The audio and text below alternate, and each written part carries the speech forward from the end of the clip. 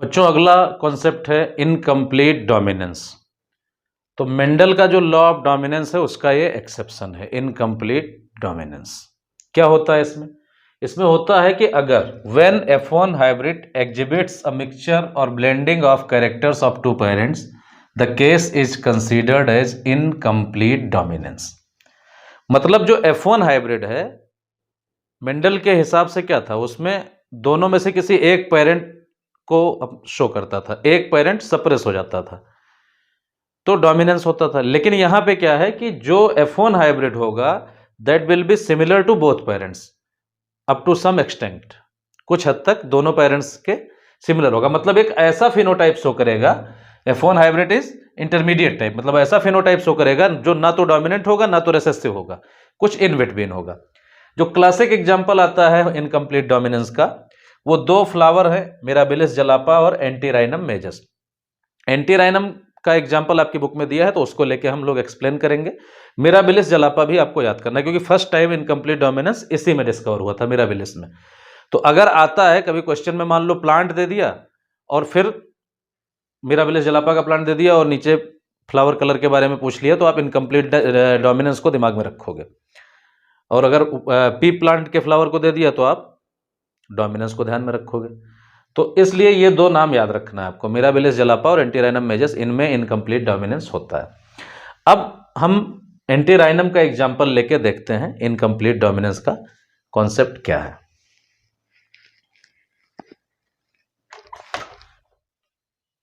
Flower colour in antirrhinum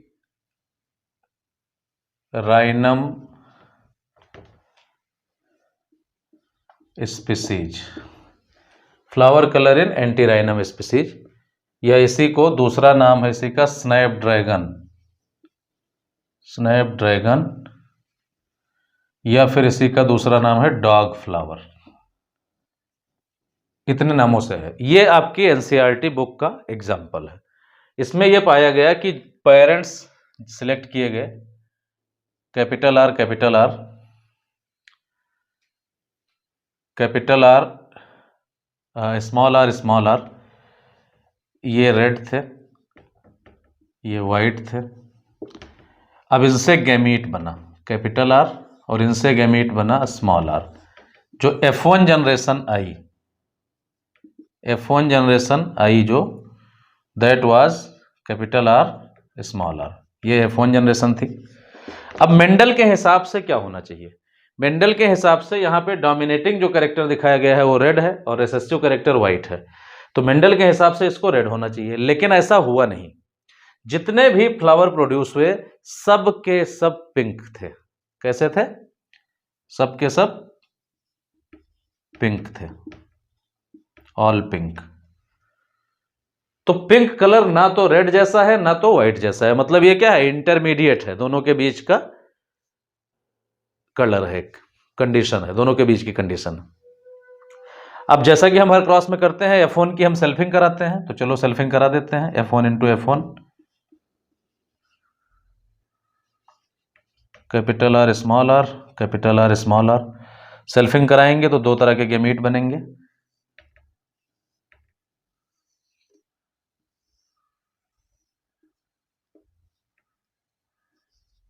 capital R small R male gamete, capital R small R female gamete.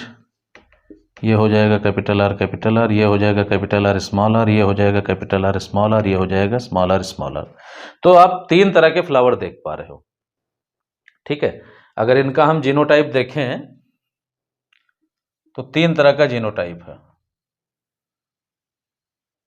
Capital are, दूसरा वाला है capital R small are और small are small are. तो यहां पे अगर capital R है तो फ्लावर कैसा होगा? रेड होगा। तो यानी अगर हम फिनोटाइप की बात करें तो ये भी हमें तीन तरह के मिलेंगे, फिनोटाइप भी तीन तरह के मिलेंगे, रेड। फिर अगर कैपिटल आर स्मॉल आर है तो कैसे मिलेंगे? पिंक। फिर स्मॉल आर है तो क्या मिलेंगे? व्हाइट मिलेंगे। तो अगर हम रेशियो देखें तो रेड कितने हैं? एक, 1। पिंक कितने हैं? कैपिटल आर स्मॉल आर 2, और व्हाइट कितने हैं? एक। ठीक है, तो कैपिटल आर स्मॉल आर 1 1:2:1, दोनों रेशियो सेम है, फिनोटाइप जीनोटाइप। अब आप देख पा रहे हो अगर सेग्रीगेशन होगा तभी रिसेसिव कैरेक्टर अगली जनरेशन में रीअपियर होगा।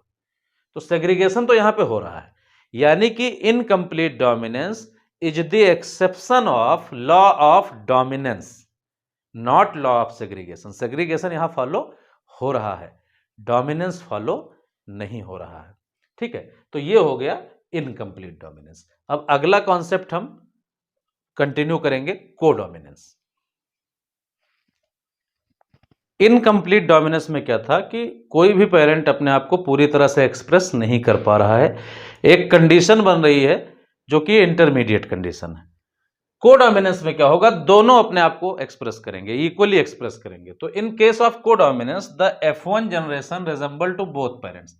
F1 जनरेशन दोनों पेरेंट्स को रिजेंबल करेगी, दोनों ही टाइप को, डोमिनेंट को भी रिसेसिव को भी।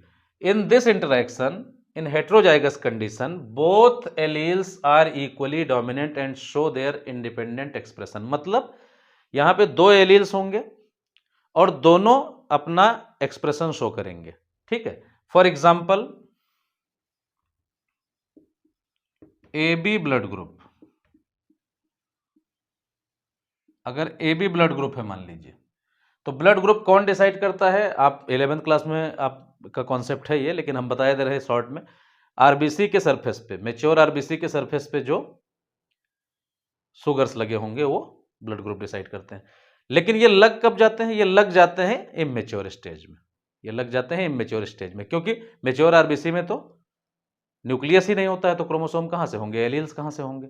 इमेच्योर स्टेज में जब डेवलपमेंटल स्टेज होती है उसी समय लग जाता है। तो जैसे मान लीजिए कि एक डेवलपिंग आरबीसी है, ये डेवलपिंग आरबीसी है और इसके पास ब्लड ग्रुप के लिए एलील्स हैं, और IA और दूसरा वाला एलील है IB, ये दो एलील्स हैं। जब ये आरबीसी मैच्योर होगी तो इसके सरफेस पे शुगर्स आएंगी, और शुगर्स दोनों तरह की आ जाएंगी, मतलब A एंटीजन भी आ जाएगा और B एंटीजन भी आ जाएगा, बहुत सारे मॉलिक्यूल्स होते हैं इसके। ठीक है, तो अभी क्या ब्लड ग्रुप हो गया, अभी AB ब्लड ग्रुप हो गया इस आरबीसी के सरफेस पे, मैच्योर आरबीसी के सरफेस पे। और मैच्योर आरबीसी में न्यूक्लियस होता नहीं है तो एलील्स भी नहीं बचेंगे, लेकिन इनिशियली रहेंगे। तो AB ब्लड ग्रुप एक बढ़िया एग्जांपल है, इसमें A भी अपने आप को एक्सप्रेस कर रहा है और B भी अपने आप को बहुत सारे इस तरह के शुगर मॉलिक्यूल होंगे, कुछ A होंगे, कुछ B होंगे, कुछ A होंगे, कुछ B होंगे, जो एंटीजन्स होंगे वो बहुत सारे होंगे, A और B। ठीक है, तो ये एक बहुत बढ़िया एग्जांपल है कोडोमिनेंस का, जिसमें दोनों ही एलील IA और IB दोनों एक्सप्रेस हो रहे हैं इक्वली। एक और एग्जांपल लेते हैं, कोट कलर इन कैटल्स।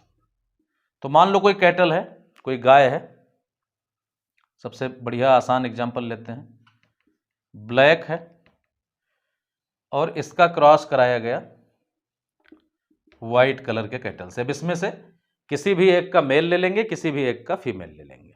ठीक है, तो अब इसमें ब्लैक को दिखाते हैं कैपिटल बी से, और व्हाइट को दिखा देते हैं B प्राइम और B प्राइम, कैपिटल दोनों में कैपिटल रहते हैं, प्राइम लगा देते हैं। प्राइम का मतलब कुछ लोग डैश भी इसको कहते हैं, तो आप डैश भी बोल सकते हो, और एक्चुअल में इसको प्राइम कहा जाता है, तो प्राइम भी कह सकते हो। अब जब गैमीट बनेगा तो क्या गैमीट बनेगा, यहां कैपिटल B बनेगा और यहां पे B प्राइम बनेगा, क्योंकि होमोजाइगस कंडीशन है। तो अब क्या होगा, F1 जनरेशन जो आएगी वो आएगी B और B प्राइम। तो यहां पे अगर डोमिनेंस का लॉ लगता तो कोई एक एक्सप्रेस करता अपने आप को दोनों में से, जो डोमिनेट होता, लेकिन यहां पे डोमिनेंस का लॉ नहीं लग रहा है। तो क्या होगा, ये जो जानवर होगा, इस जानवर का जो कोट कलर है, जो स्किन जो एक्सटर्नली आप देख पाते हो, वो ब्लैक होगा, दूसरे वाले का व्हाइट होगा। इसमें पैचेज दिखेंगे आपको, बहुत से ऐसी गायें दिखेंगी जिनमें थोड़ा हिस्सा सफेद है, उनकी पीठ पे आप देखेंगे तो कुछ हिस्सा ब्लैक है, फिर थोड़ा सफेद है, फिर ब्लैक है, तो मोज़ेक पैटर्न एक तरह से वो दिखेगा यहाँ पे, और उसको कहते हैं रोन, RON रोन। तो रोन कलर दिखेगा जिसमें मिक्सचर होगा, पैचेज होंगे। तो ये है कोडोमिनेंस का लॉ, और ये दोनों इनकम्प्लीट डोमिनेंस और codominance both are exception to Mendel's law of dominance. Dominance के एक्सेप्शंस इनकम्प्लीट डोमिनेंस हैं और कोडोमिनेंस है। तो इसमें इतना ही। Thank you.